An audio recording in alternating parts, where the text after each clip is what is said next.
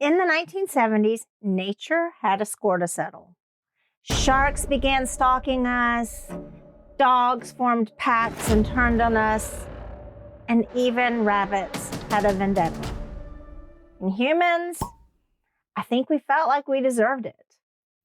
Welcome back to Toe Beans and Tales. My name is Sally, and today we're going to take a dive into the world of animal horror. Specifically, we're going to talk about animal horror from the 1970s. And why not? What sells environmental awareness quite like a giant man-eating crab? So first of all, let's talk about what exactly this genre is and how it evolved.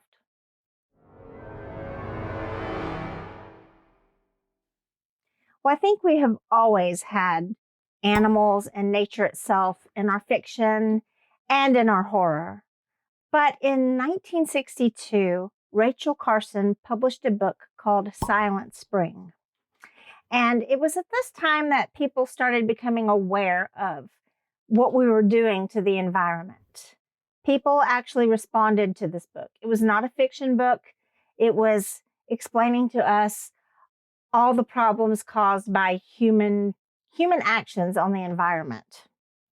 And what started developing was this collective consciousness of awareness about chemicals and pollution. People took notice of things like oil spills. And while this was happening, we were continuing to enjoy our normal animal horror. So, for example, in the 1950s, we had Them, which was a movie about ants, and The Birds. That was 1963. That was not yet animal eco-horror, but it was a story about birds that just turned on us and attacked us. While the environmental consciousness was evolving, we were enjoying these kinds of movies. At some point, they just sort of came together. I think people started feeling like, what would happen if nature did turn on us? If nature wanted to retaliate against us and take control, what would that look like? There was a movie that came out in 1972 called Night of the Lepus.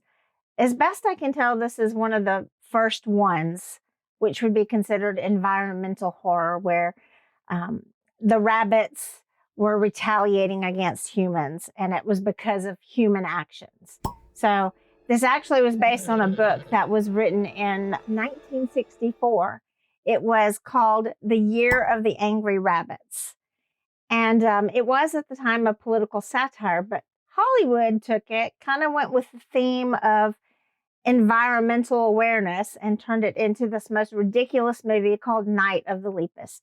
It's a classic. You should definitely watch it.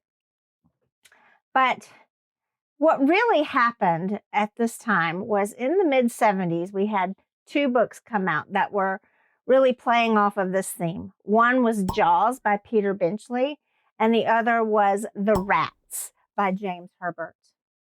Jaws took off because Steven Spielberg got a hold of it and made a blockbuster movie. And people really enjoyed this whole idea. It was the perfect combination of summer, horror, and just people enjoyed the idea of fear. People enjoyed the fear of, let's not go into the water. Let's read Jaws and go to the beach. And that really took off. But at the same time, there was also the rise of the mass market paperback. And these were books that were published very quickly and really cheaply. And the stories really worked. The publishing companies figured out that if you put some kind of flesh-eating animal on the cover of it, get it on all the supermarket shelves, it'll fly off. And thus was this genre born. It really took off.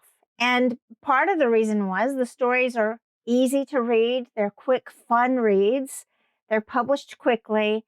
And they also kind of touched on a nerve in the consciousness of people that perhaps we would be punished for our actions.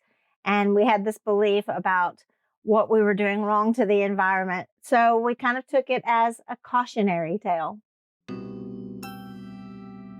So what I want to do is I want to read some of these books from this genre, this 1970s ecological animal horror, because these stories are wild and sometimes ridiculous, but also they kind of open up a time capsule into the past.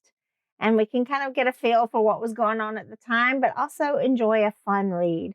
So what I want to do is read from this genre and beyond. We're going to continue on in the animal horror, of course, but I'm going to make a playlist. I'm going to call it Paperback Predators, and I'm going to deep dive into some of these stories.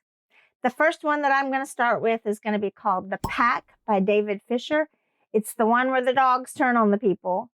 And we're going to read that one and talk about it. So I invite you to join me on this journey. If you'd like to pick up a copy of The Pack by David Fisher, then pick it up, read it, and my next video will be a discussion of that particular book. And if you have any animal horror recommendations for me, please leave it in the comments because I would love to read it. Now, at first I'm going for the 1970s, but also beyond, because I mean, this genre only continued to evolve. Did you watch Sharknado?